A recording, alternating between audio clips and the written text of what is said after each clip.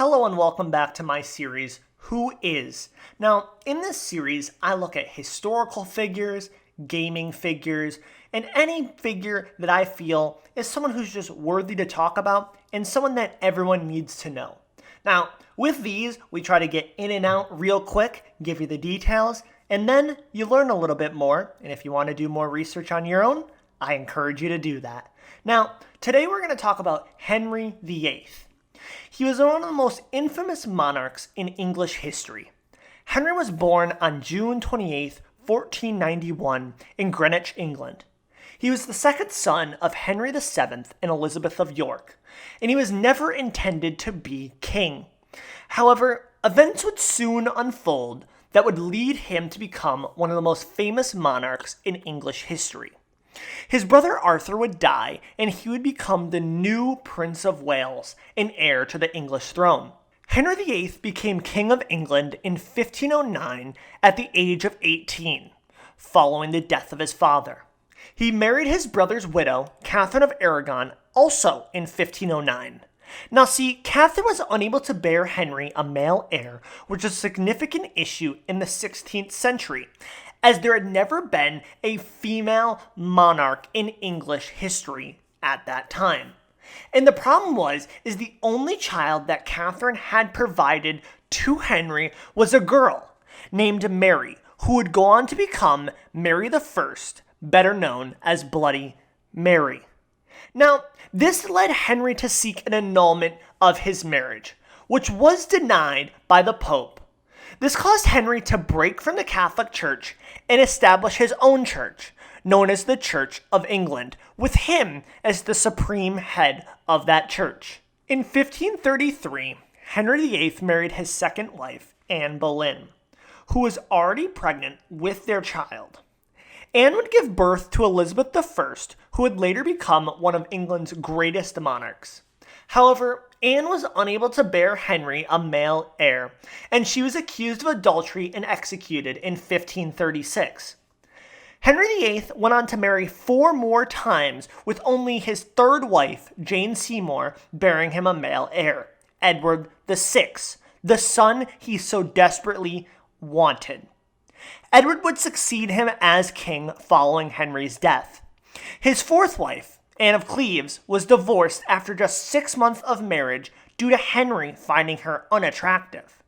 His fifth wife, Catherine Howard, was executed for adultery following an extramarital affair that Henry found out about.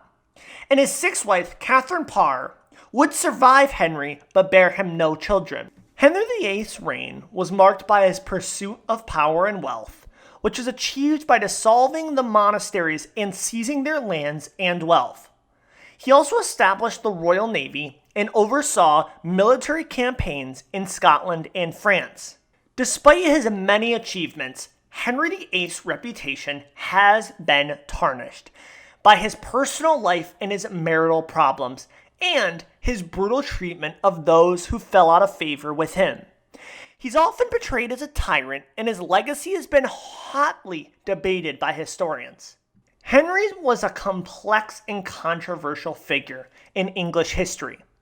He was a powerful monarch who achieved many great things during his reign, but his personal life and treatment of those who crossed him have left a dark stain on his legacy. Despite this, he remains a fascinating and intriguing figure who continues to capture the imagination of people around the world. Henry will always be remembered, whether it's for his dissolution of the monasteries, his break from the Catholic Church, his 6 marriages. So many things make Henry a fascinating person to watch, to read about, and to just engulf your mind around. Henry, having 3 heirs that are prominent in English history: Edward VI, Mary I, and Elizabeth I. Now, we always ask ourselves, where would England be without Henry VIII? Now, remember, we talked a little about Anne Boleyn's daughter, Elizabeth. Now, see, Elizabeth never married, and she became queen after the death of Henry's son, Edward VI, and Mary I. So then, when Elizabeth takes the throne, and then she subsequently dies with no heir, The line has to go all the way back up, and it goes all the way to Mary Queen of Scots' son, James, who is the result of being a grandchild of Henry's sister. Now, see, that's how we get the union between those two. But the thing is, Henry has such a lasting legacy.